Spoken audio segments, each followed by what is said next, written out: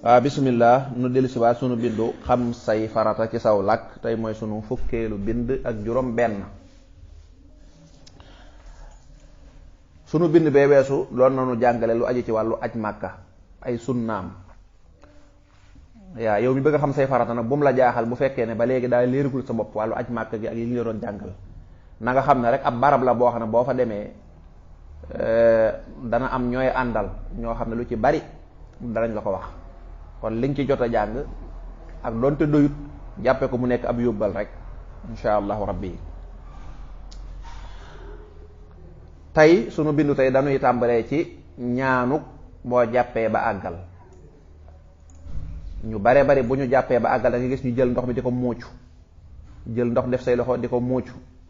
maa ne ku la ko laaju nag naa damaa gis gaañe di ko def rek. ñu bari ci nit ñi noonu la ñuy jaamoo yàlla man dañuy gis gaañe lu gaañe def rek ñu def. te mën naa yow ka nga gis muy def daa xamul dara xéewut nga topp ko ci ñàkk xam nga. waaw maa topp gumba su ko dee bu daanoo ci kàmb nga daanu ci kàmb loolu ëpp naa def. ñu bari dañuy toppatoo seen diine lu bari boo leen ko laajoon dañ wax lii kat man damaa gis gaañe di ko def rek. waaw loolu baaxut da ngay laaj kon loolu boo jàppee ba àggal jël ndox mi def sa loxo di muucoog yooyu yëpp ñu cee defantu yooyu kenn santaani wu ko. kon laaj bi mooy waaw boo jàppee ba àggal ndax am na ñaan gees goo xam ne warees na koo jàng nga ne waaw am na ñaan gu ñu war a jàng. ñaan nga lan la nga ne boo jàppee ba àggal da ngay téen mel ne kuy xool asamaan ak donte sax fa nga nekk boo téenee doo gis asamaan ni ki ab terrasse la wala fu mën a doon tuuti da ngay téen nga wax ashhadu an laa ilaha illa allahu waxdahu la sharika lahu wa ashhadu anna muhammadan abduhu wa rasuluhu. ma baam ko ashhadu an laa ilaha illa allahu waxdahu la sharika lahu wa ashhadu anna muhammadan abduhu wa rasuluhu. lii da ngay wax waaw doo muucu ndox doo def dara. am na ñoo xam ne nag dañuy yëkkati seen baaraam di kii ba tey loola baax na doonte lool nag ayut waaye daal lii rek lañ